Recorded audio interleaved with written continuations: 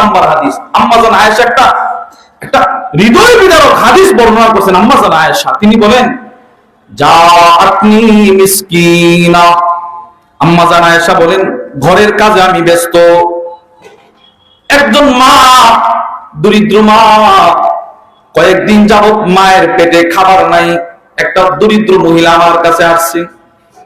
আমি তাকায় দেখি,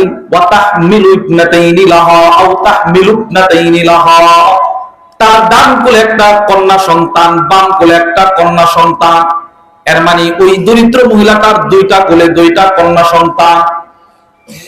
মা এসে আমাকে বলল, ওগো আম্মা জান, পৃথিবীর মানুষের কাছে খাবার থাকলে, খাবার চাইলে এরা থাকার পরেও, মজুদ থাকার পরেও না করতে পারে, কিন্তু আমরা জানি নবীজির বিবিগণ কখনো আমাদের সাথে মিথ্যা কথা বলবে না।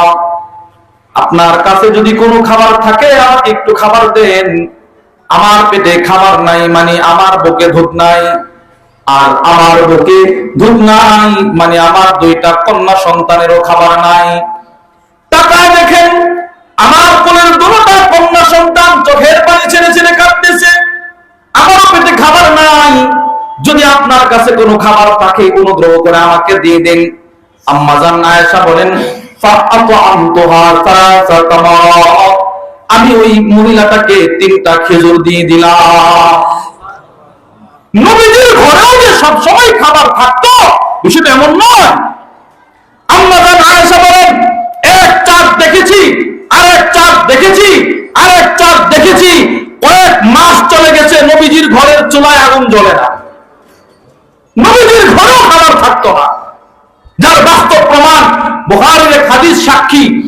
আতান নবী রাজুলুন, নবীজির কাছে এক ব্যক্তি আসছে, সাহাবী আসছে, ক্ষুধার্ত, এসে বলে, ওগো আল্লাহর রাসূল, অনেক পেটের খিদা, খাবার আছে কি আপনার কাছে? ফাবাসা ইলা নিসাই, নবীজি একজন বার্তাবাহক পাঠায়া দিলেন নবীজির ঘরে, যাও আমার 11 বিবির ঘরে খবর নিয়ে দেখো তো কার ঘরে খাবার আছে, এই লোকটাকে খাওয়ায় দেব। সুবহানাল্লাহ বলবেন না? উনি গেছেন, ফাকুল্লামা মা'আনা ইল্লাল মা, নবীজির 11 বিবির বক্তব্য ছিল রাহমাতুল লিল আলামিনের ঘরে পানি ছাড়া কোনো খাবার নাই। বুঝা গেল নবীর ঘরেও খাবার থাকতো না। আরে কার ঘরে খাবার নাই? যেই মানুষটার চাইতে দামি মানুষ আল্লাহ তাআলা, আল্লাহর পরে আর কাউকে বানাই নাই। আল্লাহু আকবার। নবীজির শানে এক আজীব কথা নিয়ে আসছেন আল্লামা আব্দুল ফাত্তাহ আবু গুদ্দা রাহিমাহুল্লাহ, তার বিখ্যাত কিতাব সাফহাত মিন সাবরিল উলামা আলা শাদাইদিল ইলমি ওয়া তাহসিলের মধ্যে তিনি বলেন, মা জামা আল্লাহুল খায়রা কুল্লাহু লি আহাদ ইল্লা লিন নবী সাল্লাল্লাহু আলাইহি ওয়াসাল্লাম। আসমান জমিনে দুনিয়া আখিরাতের সব কল্যাণ আল্লাহ তাআলা একসাথে কোন নবীকে দেয় নাই, শুধুই মাত্র আমার নবীকে দান করছে। যত কল্যাণ ফেরেশতারা ধারণা করতে পারে সব কল্যাণ একসাথে আল্লাহ কোন নবীরে দেয় নাই, শুধু আমার নবীরে দান করছে। আমার নবীকে, কার নবীকে বলেন? বলেন আমার নবীকে। কার নবীকে? আমার নবীকে দান। ওই নবীর ঘরে খাবার নাই। আম্মা জান আয়েশা বলেন, 3টা খেজুর ছিল, ফাআতামতুহা সালাসাতা মারাত, 3টা খেজুর আমি ওই দরিদ্র মহিলাটাকে দিয়ে দিলাম। কিন্তু মা, তোমার মার দয়াটা কেমন দেখেন। আম্মা জান আয়েশা বলেন, পেটের খিদায় মা কাতরাচ্ছে, কিন্তু মা আগে খেজুর খায় নাই। ফাআতাত কুল্লা ওয়াহিদাতিন মিনহুমা তামরাতান, মা 3টা খেজুর থেকে 2টা খেজুর 2টা কোলের কন্যা সন্তানকে দিয়ে দিছে। সুবহানাল্লাহ বলেন না? আপনিও খোঁজ করে দেখেন, এমন অনেক খাবারের সময় গেছে, এমন অনেক দিন গেছে যেই দিন বাবাই বাজার থেকে বড় মাছটা নিয়ে আসছে, সবার শেষে যিনি খাইছেন তিনি মা। তিনি কে? মা। মা। আমি যখন দাওরা হাদিস পড়ি, আমাদের মাদ্রাসার পাশে একজন হাজী সাহেব ছিলেন, অনেক মুরব্বী, উনি মসজিদের মুয়াজ্জিন ছিলেন, আযান দিতেন। মাদ্রাসার ছুটি হলে এই লোকের 3 তলা বিল্ডিং আছে, ওই বিল্ডিং এ তিনি থাকতেন না।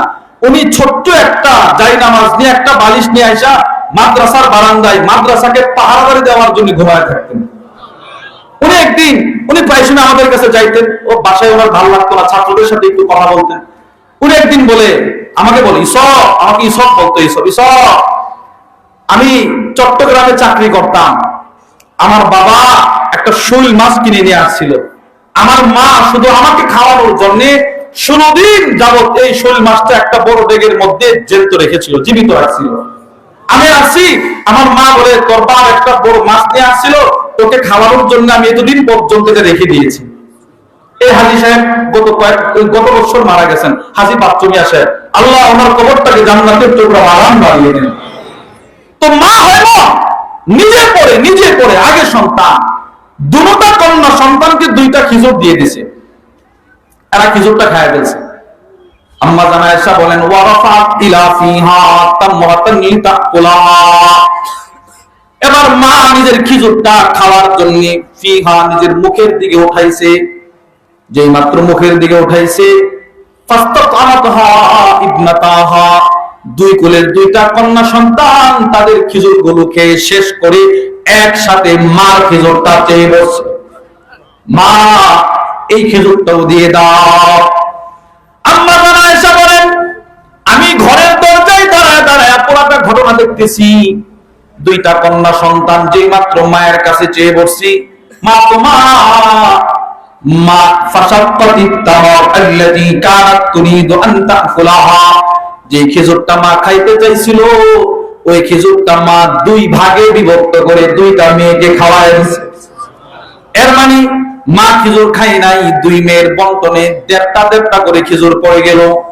আম্মা জান আয়েশা বলেন ফা আজাবানি শানুহা, এই যে মার একটা ঈসা, আমার একটা প্রাধান্যতা, এটা দেখে আমি আশ্চর্য হয়ে গেলাম। মা বুঝি এমনই হয়, মা বুঝি এমনই হয়।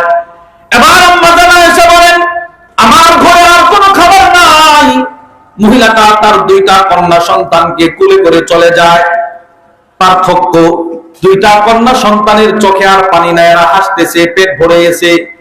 মা কিন্তু খাবার খায় নাই, মা মুখ সহ্য করে মুখ বুজে চলে যাচ্ছে। আম্মা জান আয়েশা বলেন